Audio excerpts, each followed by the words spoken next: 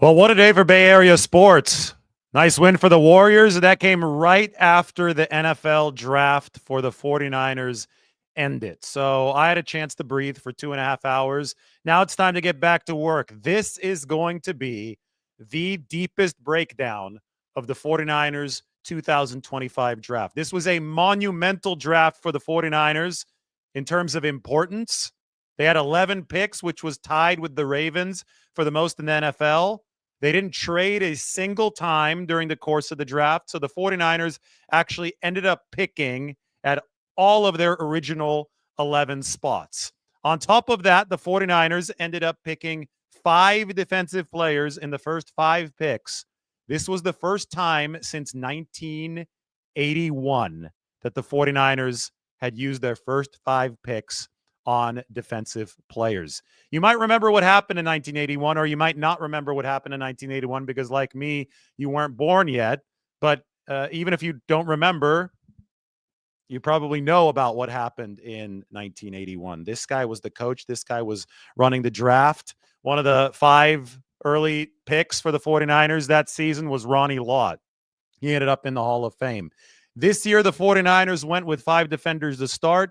Then they added a different position. The 7th round even included a quarterback. This is the article up on the San Francisco Standard. You see it here on the right. It's a picture of CJ West, who is the defensive tackle out of Indiana. 2 Indiana Hoosiers joined the 49ers.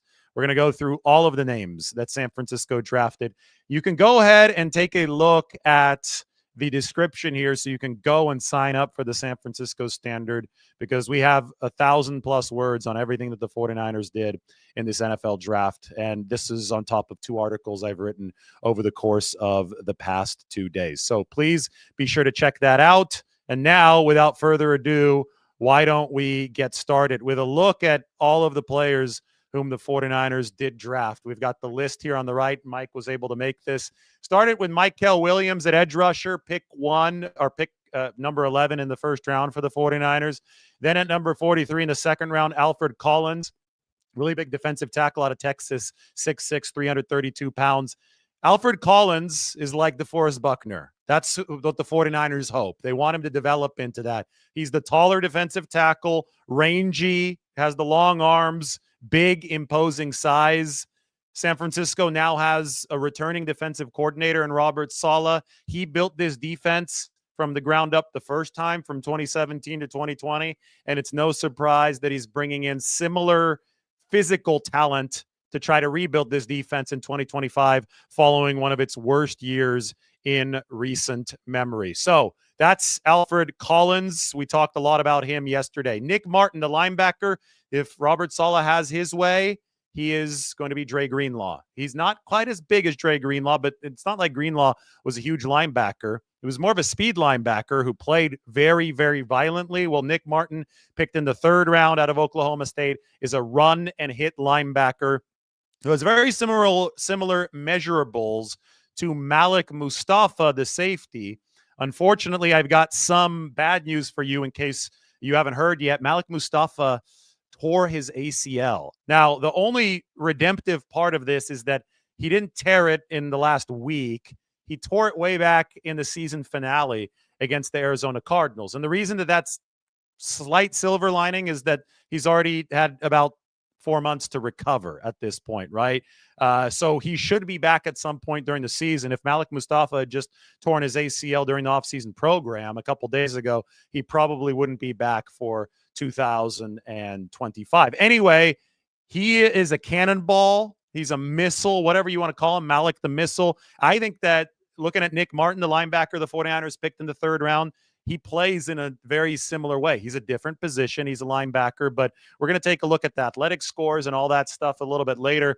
I just think that this 49ers defense has a type in the back 7. They went hard after that type in this NFL draft, and it is rewarding to see such a unified approach for the 49ers and then actually see it come to fruition. Like, we're always sitting here trying to analyze, trying to figure out exactly what the 49ers are doing, what they want this defense to look like.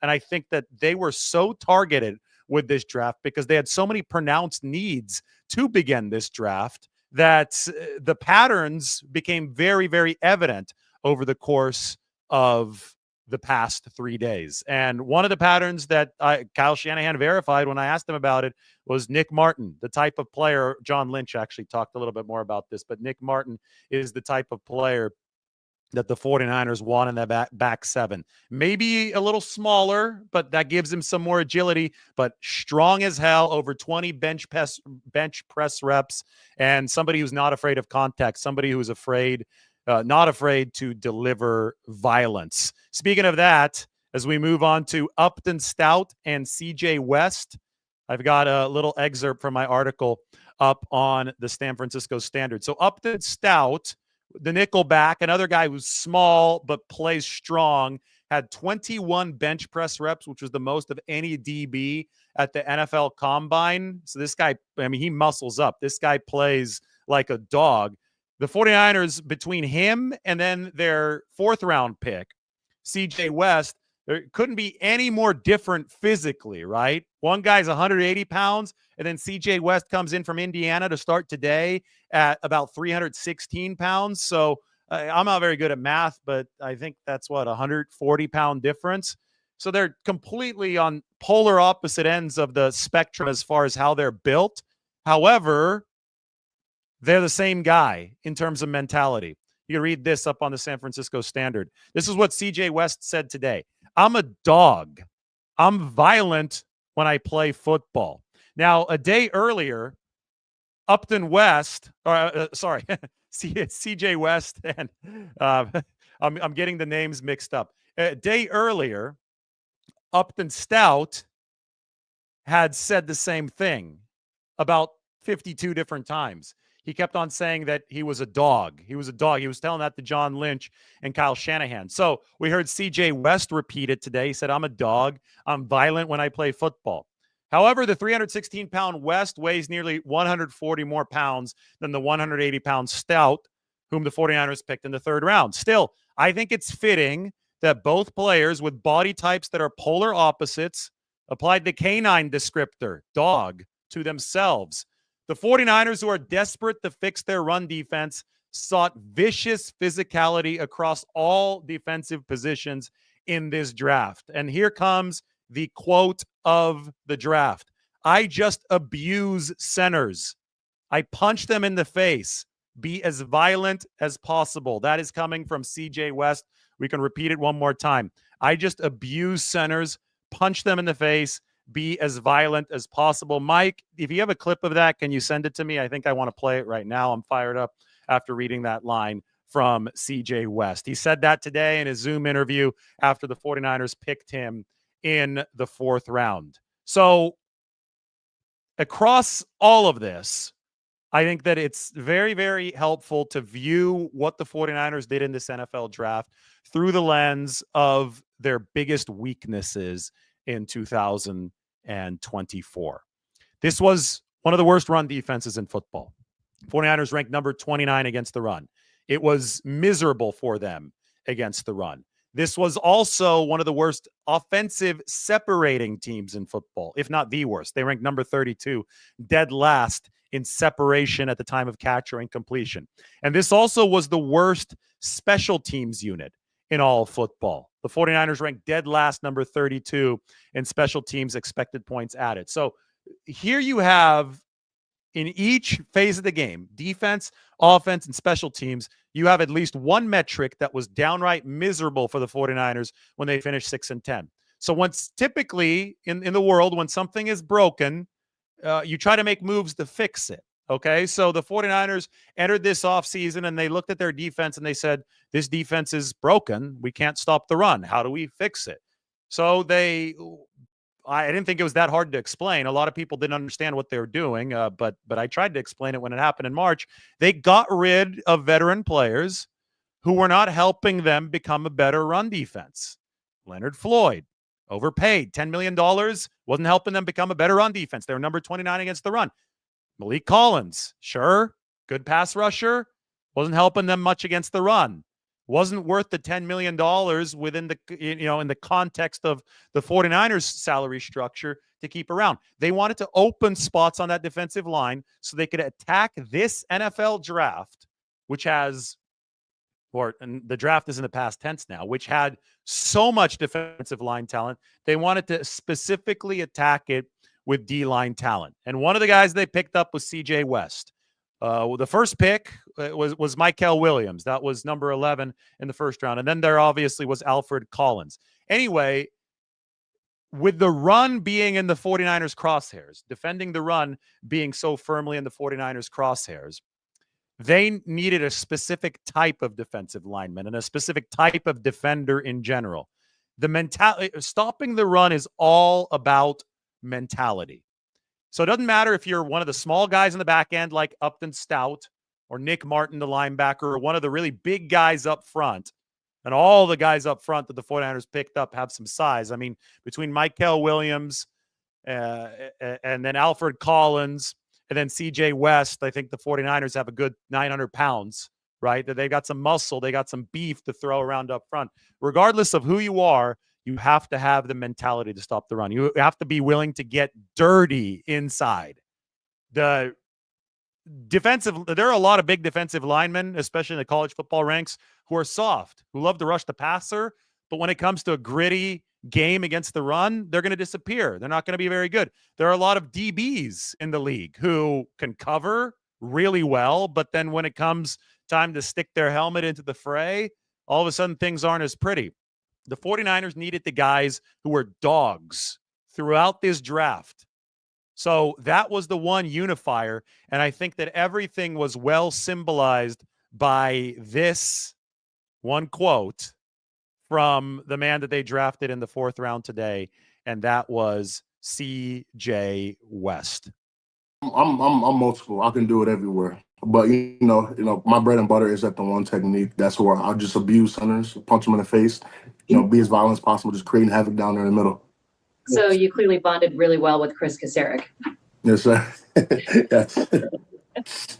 He's a guy who likes violence. So, and how was your interaction with Kasarik and also Robert Saleh? Oh, it was great. They're really, they're coaches that really know what they're doing, and they also have passion for the game. You could just see it in the way they talk. When I was on the phone with them, you just see it in the way they talk, the way they coach, and that's the type of coach style that I love. That's the type of coach style I want to be in, and that's the program of coach that I want to be in as well. So I'm excited to get to work. Cannot wait. So that's a look at CJ West today. I'll tell you this about him. At Indiana, he played a year there. He's at Kent State, then he transferred to Indiana. Hoosiers went to the college football playoff, which I think is really notable, especially considering the fact that the 49ers later drafted a quarterback in the 7th round. That was Curtis Rourke. We'll talk about him. He was texting with his former teammate and current teammate. They're teammates at Indiana, teammates with the 49ers. He was texting with CJ West throughout the day, but Indiana faced only 85 runs all season, and they played a long season. They played into the college football playoff. They faced only 85 runs against them into the A-gap. So what does that tell you? It means that teams were scared to run at CJ West. In fact, on the runs into the A-gap, the opposing teams only got about 2.1 yards of push against the defensive line. That was the lowest number in all of college football by like half a yard. The second best team, the second best defense in this regard was at like 2.6 or 2.7 yards on some of these runs. And it's easier to run in college than it is in the NFL. So CJ West was a bona fide NFL level run stopper in college that I would argue single-handedly turned around Indiana's run defense. He played primarily at the 1 technique, so nose tackle, but I think that he could also play the 3 technique. And listen to this. I think 49ers fans will really like this nugget. Chris Kasarik. Robert Saleh loves CJ West too, but Chris Kasarik was doing his draft intel report. He writes a scouting report on players. The scouts bring back intel on players, and then the coaches watch tape of these players. The coaches will then prepare their own reports on these players. Guess what Chris Kasarik wrote in the report about CJ West? He said, this guy is a DJ Jones comp. So I talk about the different comps for the 49ers and how, we look at somebody like Alfred Collins and we remember DeForest Buckner. Well, when we look at CJ West, we don't remember DeForest Buckner because DeForest Buckner was 6'7". We think about a shorter defensive tackle, and that is DJ Jones, who was so good for the 49ers, a big, big favorite of Chris Kasarik over the years. Well, now the 49ers have their new version of DJ Jones, and that's going to be CJ West out of the University of Indiana. Somebody who is out there trying to abuse centers, punch them in the face, be as violent as possible. All right, moving on for San Francisco. This is now this was later in the 4th round. They had 2 4th-round picks and 2 5th-round picks today. Jordan Watkins, wide receiver out of Ole Miss. So the nugget here, we all know that Jordan Watkins is a really fast wide receiver, and we can go to the relative athletic score to illustrate some of what he's going to bring to the table for the 49ers. The speed is what's elite for Jordan Watkins. 4.37 40, which you see on the right side. 20-yard split, 2.56. 10-yard split, 1.53. All of those are elite metrics. The explosion is good. The size is smaller. He's 5'11", 196. However, he played in a Lane Kiffin offense, and Lane Kiffin asks his receivers to block. The 49ers are never going to draft a receiver if they don't think that he'll be able to develop into a blocker. Not after the Dante Pettis experiment. Dante Pettis was a little too soft for the 49ers' liking. The next year, they went the opposite direction, and they drafted Deebo Samuel. Ever since then, the 49ers have required that any receiver who joins the team has at least that dog mentality, a little bit of a bulldozer mentality in him. They may not be Deebo Samuel every single time, but they're going to have to be able to get their body on somebody and get physical. And see, today, Jordan Watkins was asked about that, and he said, yeah, I'm comfortable doing it. Lane asked me to do it at Ole Miss. Then I talked to Kyle Shanahan after the draft, and Shanahan obviously loves Jordan Watkins' speed. But what really struck me is that he watched him in his tape at the NFL Combine running routes out on the field, and he thought he was one of the better route runners in Indy at the NFL Combine. And I'd actually never really heard of a receiver separating himself just based on the little route running drills that he did at the Combine. We all knew that Watkins was fast, but the question was, how well can he separate in a more nuanced fashion? We know that, I told you to look at everything through the lens of the weaknesses that the 49ers had last year. So we talk about run defense being a big weakness. Well, that's obviously why they picked up CJ West and Mykel Williams and Alfred Collins. But the big offensive weakness was the 49ers' inability to separate. They literally ranked dead last, an average of 2 yards per separation, 2.1 at the time of catch or incompletion. And I understand they had a lot of injuries, but one thing they didn't have, even when they were fully healthy, was just a true speed burner. Because I'm not counting Jacob Cowing yet because he was a rookie last year, and it was going to be something that took a little while for him to get integrated into the offense. But I think that the spacing that they were trying to generate in that receiving room, they weren't doing it in an efficient fashion. When you look at Jordan Watkins and the 4.37 40 and the good 10-yard split and the 20-yard split, and the fact that he actually had 5 catches of 60 or more yards last year for Ole Miss, which was the most in the nation of any player. When you look at that, you see, okay, this is a guy that can potentially stretch a defense with his speed on the outside, even though he's only 5'11", and maybe this can help the 49ers get some more space. So you see what they're doing with the pick. Now they have both Jordan Watkins and Jacob Cowing, and we'll see if Cowing can take his second-year jump for San Francisco. But they're going to have 2 speed options, and maybe these guys should race over the course of OTAs or training camp to see who the fastest receiver on the 49ers is. So one more time, that relative athletic score for Jordan Watkins. I think that we haven't yet seen the relative athletic score for CJ West before we get too far ahead of ourselves. As you can tell, 49ers R&D has definitely had a bigger role in these drafts over the course of the past 2 seasons. They picked up a bunch of guys with really good relative athletic scores. last year. This season, very similar thing. This is great value for the 49ers in the 4th round. This is the defensive tackle, CJ West. The only marker here that isn't yellow or green, and those are both that represents good and great, is the height. And again, I don't think the 49ers mind that this guy has a lower center of gravity. The other defensive tackle that you picked up, Alfred Collins, he's the tall one. He's the one that can bat down a lot of passes. This is the guy that you want to be a fire hydrant, low to the ground, really hold his own against some double teams.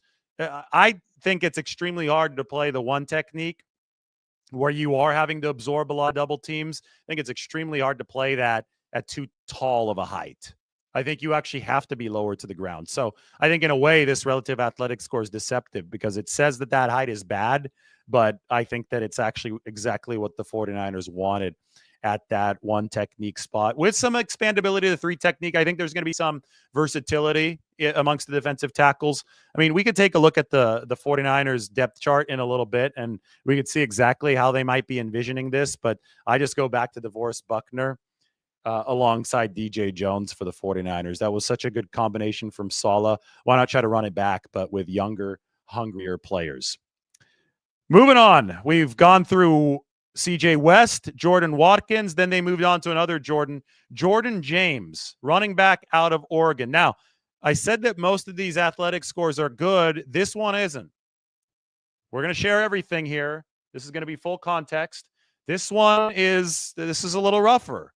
We don't see any green on this relative athletic score. We see 40 at 4.55, a 10-yard split at 163, which isn't all too great for the running back position. This is where you really need some burst to get through some of those holes. We don't see great size either, 5'9", 205, although I will say that at 5'9", since he isn't very tall, the 205 pounds, especially since there's a lot of muscle here, hits a little bit different. And 20 bench press reps isn't bad. Jordan James is a tough runner. And we talked to one of the 49ers player personnel directors today after the draft, Tariq Ahmad, and he said that when you remember the 49ers went to Oregon for that pro day and they sent like 12 people. It was the largest contingent that we'd ever seen the 49ers send to a pro day. They got a really up close and personal look at Jordan James. And Tariq Ahmad today said that he was surprised with James's burst. The burst for Jordan James at that pro day, when the 49ers saw it in person, actually exceeded what the relative athletic score and the metrics would suggest. This is why you can't be lazy. This is why you have to go out and actually rack up the frequent flyer miles. Go see guys in person. See what they're all about from a football makeup standpoint. And I think it was that pro day that led the 49ers onto Jordan James. John Lynch then had dinner with Dan Lanning, who's the Oregon coach. And I'm sure that they talked about Jordan James. And now the 49ers have drafted him to be the backup to both Christian McCaffrey and Isaac Guerendo. Time to take a look at our depth chart to see where a lot of these guys will fit in, just so you guys can keep track here over the course of this big breakdown show. Jordan James, I'll zoom in so people can see. We got Christian McCaffrey, core piece, highlighted in yellow. Isaac Guerendo, running back 2. Jordan James fits in at running back number 3. Now, if we want to talk about good business, the 49ers pick Jordan James in the 5th round. They pick him with the selection that they got for Deebo Samuel, trading to Washington. Later in the 5th round, the 49ers had another pick because they traded Jordan Mason away to the Minnesota Vikings. Jordan James was not technically picked with the Jordan Mason selection, but they were able to move back into the 5th round because they traded Mason. Mason made a lot of money with the Minnesota Vikings. It's obviously something that wasn't worth it to the 49ers. And I think it's good business to replenish backup running backs through the NFL draft. So in effect, the 49ers were able to replace Jordan Mason, who's making $6 to $7 million a year now, with somebody who's going to be making about $1 million per year in Jordan James. That's financial efficiency in a salary capped league. That's how you have to operate. And remember, Mason was a punishing back. Jordan James is a punishing back as well. He's not a burner. He only had 3 runs of over 20 yards last year, but he was number 10 in the nation in terms of runs over 10 yards. So he lived in between 10 and 20-yard gains downfield. He's a really good pass protector, stable in that way for the 49ers. Just a reliable back that you can put behind Christian McCaffrey and Isaac Guerendo. He's going to compete with Patrick Taylor Jr.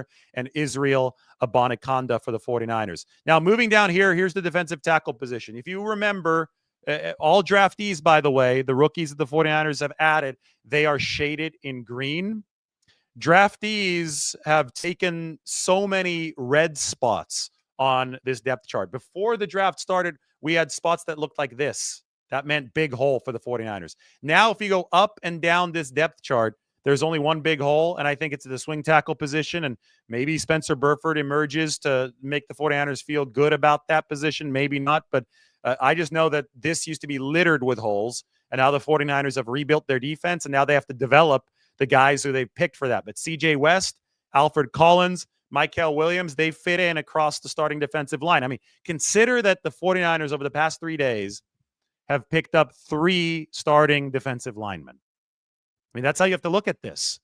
They have renovated 3/4 of their starting defensive line in one NFL draft. The last time that San Francisco spent this much draft capital over the first 5 picks on the defense was 1981.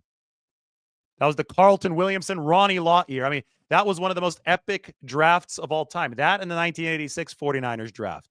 It obviously worked out really well in 1981. The 49ers needed to pair Joe Montana and Dwight Clark with a defense. Well, that defense took off and gave the 49ers the balanced team that they needed to win a Super Bowl. Well, this time they need to pair Brock Purdy with a defense. And they're going to hope that this new look, new youth infusion, new hunger from these 5 draft picks or 5+ draft picks, they're going to hope that it can do a similar balancing act to the 49ers team. Now, while we're talking about the defense, we can move on to the 49ers next pick.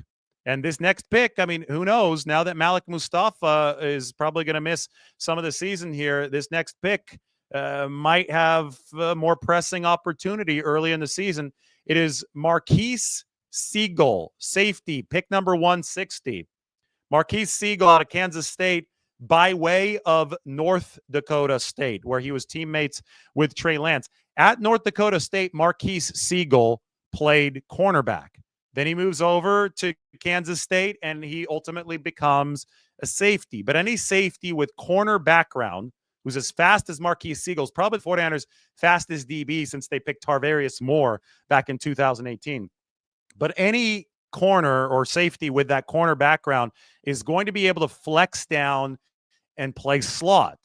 And the 49ers picked Upton Stout, the slot cornerback, the 5'8", 180 guy at the 3rd round. Well, somebody like Marquise Siegel can probably compete with Upton Stout at slot. However, because Malik Mustafa is now hurt, there might need to be a little bit more competition at the safety position. We'll talk a little bit more about the bigger roster effects in a bit. First, we need to look at the Marquise Siegel relative athletic score. So here you have something that should look really familiar to you if you've been paying attention, and I've been going through all of these over the course of the weekend. You're elite in the speed grade over on the right. You're elite in the explosion grade down here, and you got a red blip in height. The 49ers did a lot of this weekend. Shorter back 7 players with elite speed and with really good explosion. That's who Marquise Siegel is. 4.37 40. Remember when John Lynch said that we need to get faster? Well, the 49ers definitely got faster in this draft. He said they need to get healthier. Unfortunately, Malik Mustafa tore his ACL, but maybe that's one of the reasons why he was saying they need to get healthier, because John Lynch knew over the course of the past 4 months that Mustafa had torn his ACL in the season finale to really put a cherry on top of that torturous 2024 season.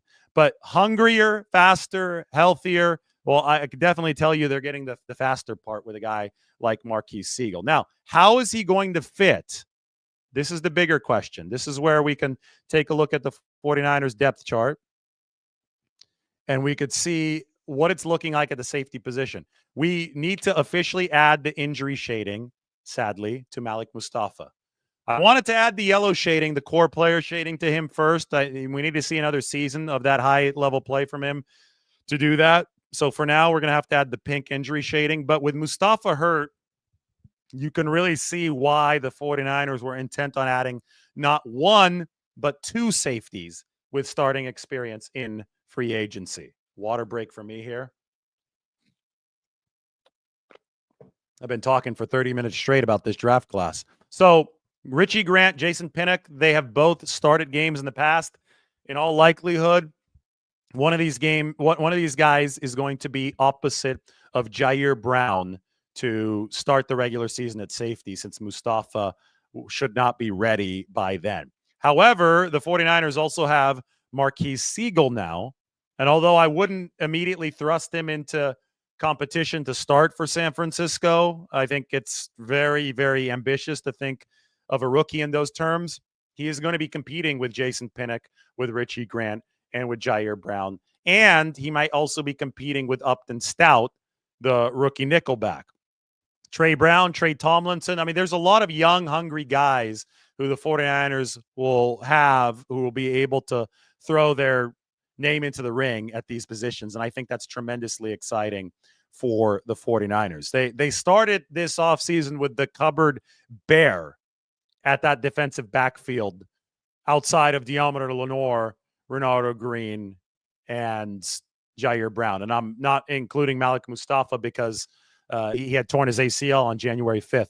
Now they've got a lot of names, and they've even started with undrafted free agents who we'll go over in a later video. Jacob Robinson being one of those UDFAs out of BYU. A lot of names in that defensive backfield, a lot of feisty guys, small, strong guys who should operate well downhill, playing a lot of zone defense behind a monstrously tall defensive line. And, you know, in the case of CJ West, he might not be tall, but that is a wide player who's really strong against the run.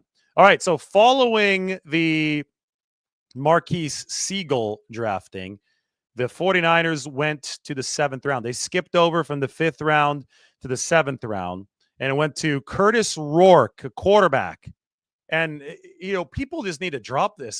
The faux outrage out there, and you know, people are just so there's such a phony negativity that surrounds some of these picks. I couldn't believe that people acted surprised that the 49ers picked a quarterback. If you read any of my draft previews, I said they're going to add a quarterback at some point this weekend. Why? Because they only had 3 quarterbacks entering the weekend. They always carry 4 in the building over the course of the regular season or even over the offseason after the draft. So adding a quarterback was a no-brainer for the 49ers. It was going to happen. It doesn't matter if you use your 7th round draft pick or you sign a guy in undrafted free agency. There's not that much of an opportunity cost there. Brock Purdy, the 49ers struck lightning like that. That was a lightning strike, right? They struck gold. I guess you can't strike lightning. Lightning strikes you. Brock Purdy was the lightning that struck the rest of the league. But yes, I get it. That was a 7th round pick. Good thing the 49ers used a 7th round pick on a quarterback that year, even though they already had Trey Lance on the roster, even though Jimmy Garoppolo was still on the team at the time. Because if they hadn't used that 7th round pick, they could be in a much worse spot right now. You try to buy an extra year of team control contractually at the most important position. There is a school of thought that says that you should draft a quarterback every single season for this reason. If you sign a guy in undrafted free agency, the league dictates that it's a 3-year contract. You get 3 years of team control. However, if you use a draft pick on a player, you get 4 years of team control.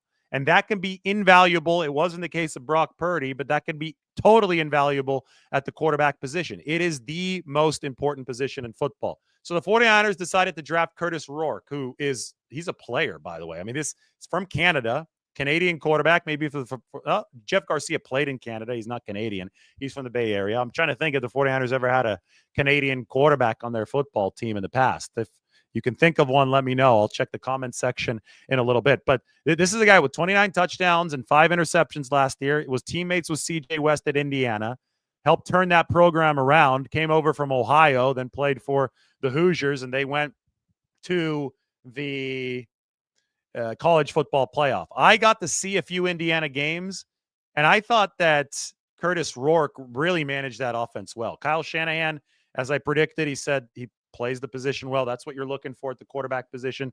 He played the position well, despite the fact that he was playing on a torn ACL all season. So he tore his ACL a couple years ago, right knee, re-tore it in August, put on a big brace, and still led Indiana to the college football playoff. So he's not all that mobile, as you might imagine, because he's torn his ACL twice, but he's big, 6'4". I think has a nice arm, made some good decisions, played the position well, 29 touchdowns, 5 interceptions in a really, I thought it was an RPO style attack. His coach, play caller at Indiana, his name is Mike Shanahan. Not that Mike Shanahan. It just happens to be a funny name coincidence. But they run this RPO-based attack, but there were some pro elements to it. And I know that college and the NFL are starting to meld more in terms of that schematic overlap. But what we saw from Curtis Rourke over this season definitely impressed the 49ers enough to say this can translate to the NFL level. So they pick him at number 227. Smart move, business 101. They are now at 4 years of team control with this quarterback, and they also have 4 QBs on the roster. That's how they like to operate in the offseason. It goes from Brock Purdy to Mac Jones to Tanner Mordecai to Curtis Rourke. Then in the 7th round, the 49ers went to an offensive lineman, Connor Colby. Let's take a look at Connor Colby's relative athletic score, because I asked RJ Gillen, who's one of the 49ers personnel guys, after the draft today, was he surprised to see Connor Colby available, because they got him a little bit after the consensus thought that he'd be picked. And he said yes, but he also said that there was just such a heavy load, like a traffic jam of good players in this draft, guys staying in school a little bit longer, probably because of NIL. So you were able to get really quality players toward the end of the draft. And Connor Colby, 7th round pick out of Iowa. They coach up linemen really well at Iowa. It's a blocking school, right? They run the football obnoxiously often at Iowa. George Kittle won't be all too happy with that comment, but George Kittle will be happy with the pick of Connor Colby. 7th round lineman with a 9.5 relative athletic score. Good height. He's 6'6". He's going to be a guard for the 49ers, though, because the arm length is not tackle arm length, 32 inches. Runs a 5'1" 40, 2'9" 20-yard split, 1'7" 10-yard split. I mean, for a guard, these are excellent, excellent numbers. The one that I look at most is this, the short shuttle down at the bottom.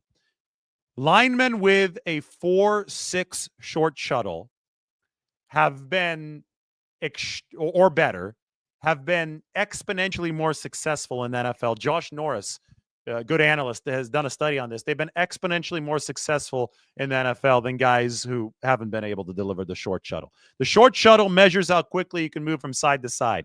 I think it's very important as a metric for both evaluating a guy's athleticism in terms of run blocking and also in pass protection, because it's a lot of movement from side to side to cut off some of these very athletic edge rushers. So when you look at Connor Colby's short shuttle, it is elite at 4.63 for the 49ers. And I think that that's definitely worth writing home about. I mean, this is a guy who you don't normally see this relative athletic score from a guy like this, an offensive lineman in the 7th round, but the 49ers were able to get it. So where does Colby fit in for San Francisco? Well, I'm going to open up the depth chart for you.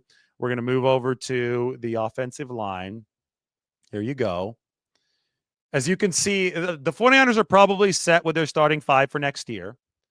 Williams, I would say Barch is the favorite at left guard, Brendel at center, Dominic Pooney at right guard, Colton McKivitz at right tackle. But Connor Colby, who knows? Dominic Pooney became a day one starter for the 49ers. Maybe Colby can push for one of the guard spots. But I do think that moving into the future, maybe there's a chance that Dominic Pooney becomes your right tackle. Never say never. Colton McKivitz is only under contract for 1 more year. Maybe Colby slides into that right guard spot. Or maybe Connor Colby develops as the 49ers left guard of the future. He certainly has some impressive traits that I think can translate into really good success for the 49ers at the guard position. So very ironically, this is another example of the football gods having a sense of humor. The 49ers fans were just moaning. Just complaining about the 49ers. Oh, why haven't they force-picked an offensive lineman throughout the whole draft? It got really irritating there toward the end. It looks like the 49ers got good value with an offensive lineman in that 7th round in Connor Colby. They said that they wanted to pick one sooner, but only if the situation makes sense. You're not going to reach for a guy. You're not going to force fit a guy into your scheme just to say that you drafted an offensive lineman and make some loudmouths happy on Twitter or in the YouTube comment section. That's not how any good organization is going to operate. The 49ers, again, when I wrote about this on the San Francisco Standard, this is the ultimate summary of what's happening. The link is in the description, but everything that the 49ers did in this draft was specifically targeted to take care of their biggest weaknesses. That is run defense, that was separation, and that was special teams. And the last pick that we're going to get to was a dedicated special teams pick for San Francisco. The offensive line is not one of the 49ers' biggest weaknesses. I understand saying, okay, they've got to think down the road because McKivitz is only under contract for one more year. Trent Williams is my age. He's 36. Jake Brendel isn't getting any younger or better. I get it. You constantly have to replenish down the road. And I think that the pick here of Connor Colby is a step in that direction. But to act like the 49ers offensive line, which ranked right in the middle of the pack in pass protection, right in the middle of the pack in run blocking last year, to think that our offensive line is as big of a problem as their run defense, as big of a problem as their wide receiver separation, as big of a problem as their special teams, that's disingenuous and is just flat out wrong. So the 49ers attack their biggest weaknesses first in this NFL draft, and they're going to move forward now. Do I think they could have used a little bit more offensive line depth, specifically at tackle, moving forward, maybe as more of a competition at swing tackle? Of course. But do I think that they needed run stoppers more? Yeah, they needed run stoppers a lot more in this NFL draft because they were so damn bad at that phase of the game last year. All right, so now we go to the very last pick, and here's the full list of picks. You could see that the last guy listed there is Junior Bergen, Montana punt return specialist. And I don't put receiver because this guy's a punt return specialist. I mean, I actually mean that. The 49ers say, this is Kyle Shanahan saying that he's going to have a chance to make this team as a punt returner, not as a receiver. So what was the third big weakness? Special teams. They were terrible last year. What did the 49ers do? They fired their special teams coordinator, Brian Schneider.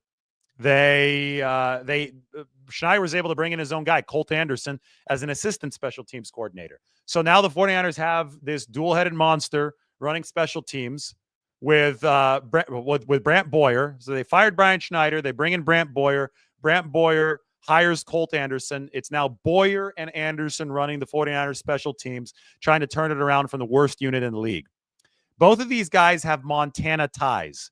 Colt Anderson played his football at the University of Montana. Boyer hunts in Montana over the course of the offseason. So the Montana ties for both of these guys, by the way, Whitefish, Montana, really cool city. We were there earlier this month, did a lot of shows from Whitefish, Montana. And I went into a CVS in Montana, and I saw in the CVS there, I saw a book that said the history of Montana football in the NFL. So I take a look at the book, and the page I flipped to was Colt Anderson, who's now the 49ers assistant special teams coordinator. He and Brant Boyer discovered Junior Bergen.